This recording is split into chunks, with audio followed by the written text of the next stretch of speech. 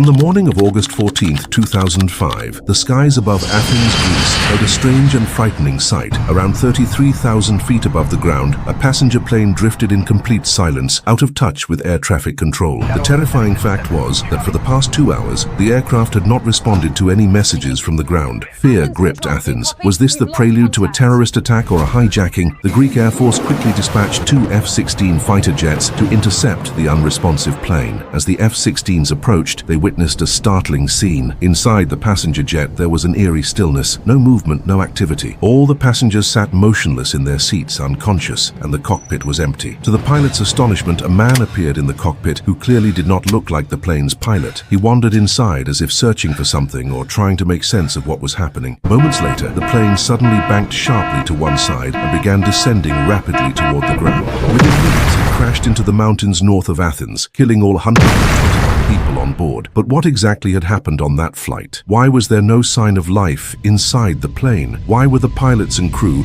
not answering any calls? What occurred after takeoff that eventually led to this horrific crash? This is the story of Helios Airways Flight 522, often remembered as the ghost plane.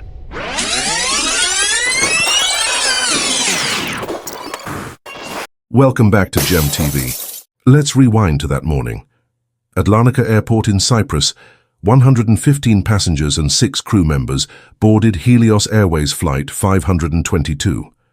Their destination was Prague in the Czech Republic, but the flight was scheduled to stop over in Athens. It was summer, and many of the passengers were holidaymakers flying from Cyprus to spend their vacations in Athens. The flight crew was highly experienced. The captain was a veteran aviator, 59 years old with over 17,000 flying hours to his credit. The first officer was 51 and had about 7,500 hours of flight time.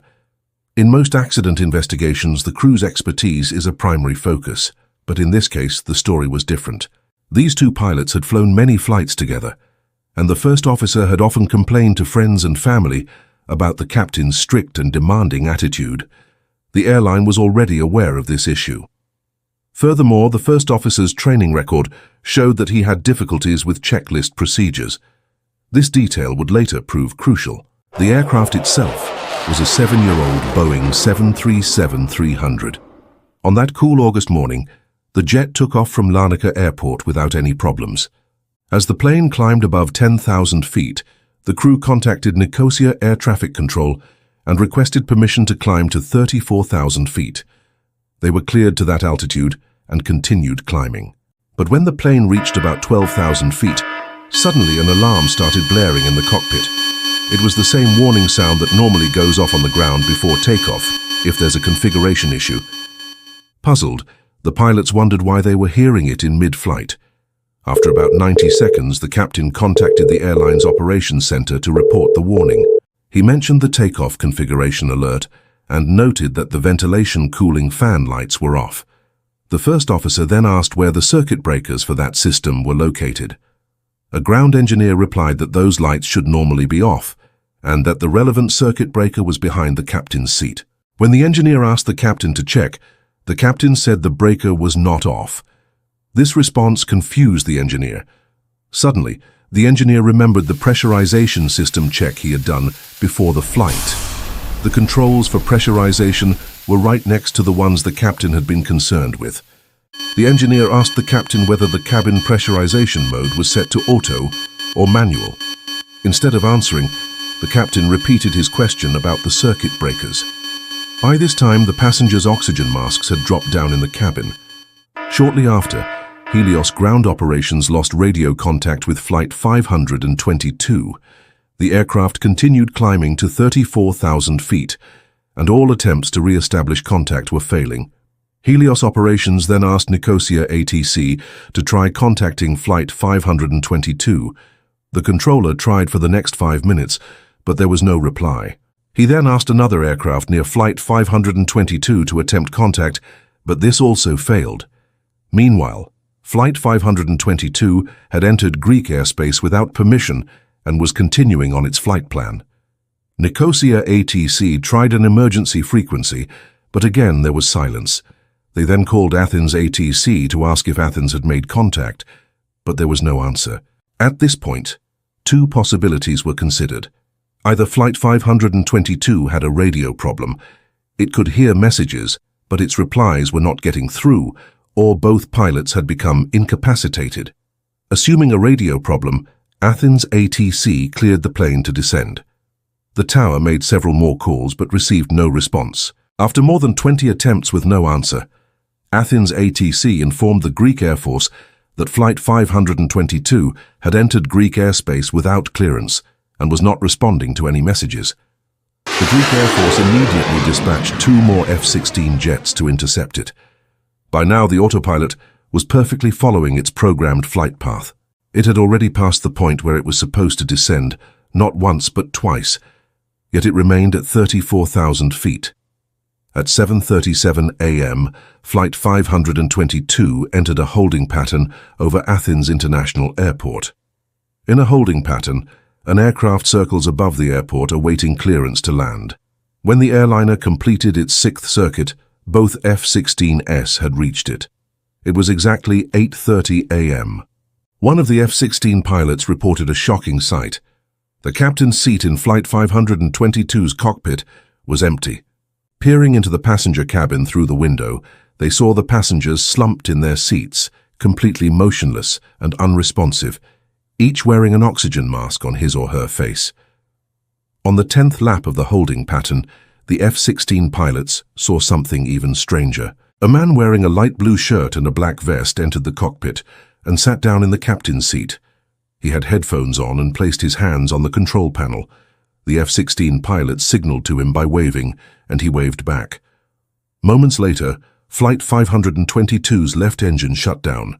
The airliner banked sharply to the left and began descending rapidly.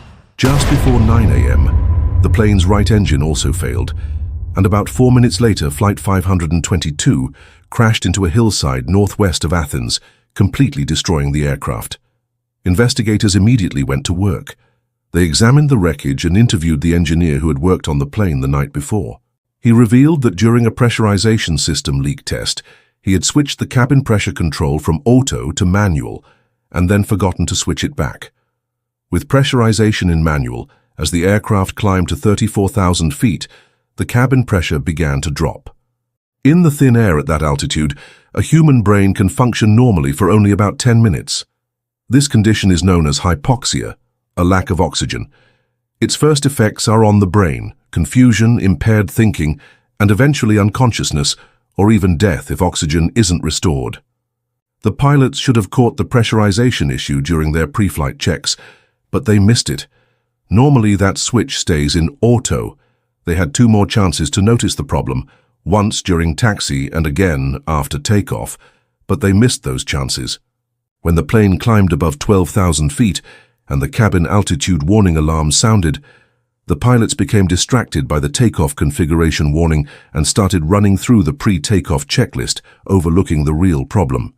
Meanwhile, the oxygen masks automatically dropped down and the oxygen on light came on. By that point, the effects of hypoxia were likely already impairing the crew's judgment, and they did not respond.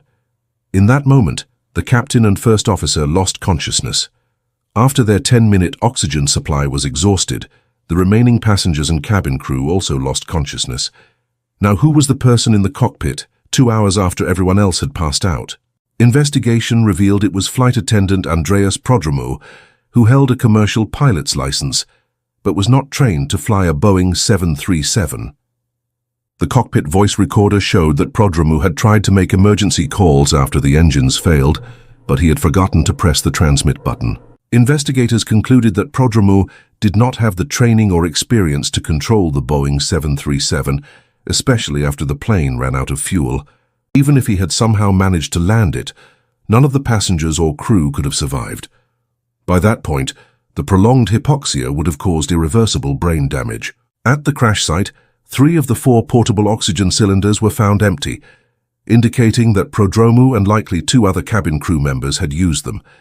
This explains why they remained conscious longer than the others.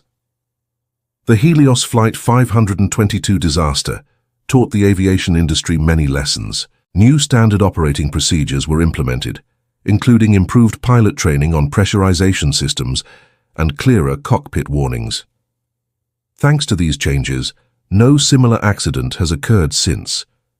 We hope you found this story from GemTV informative and engaging. Please like and share this GemTV video if you enjoyed it. Thank you for your kind comments, and we'll see you in the next exciting video.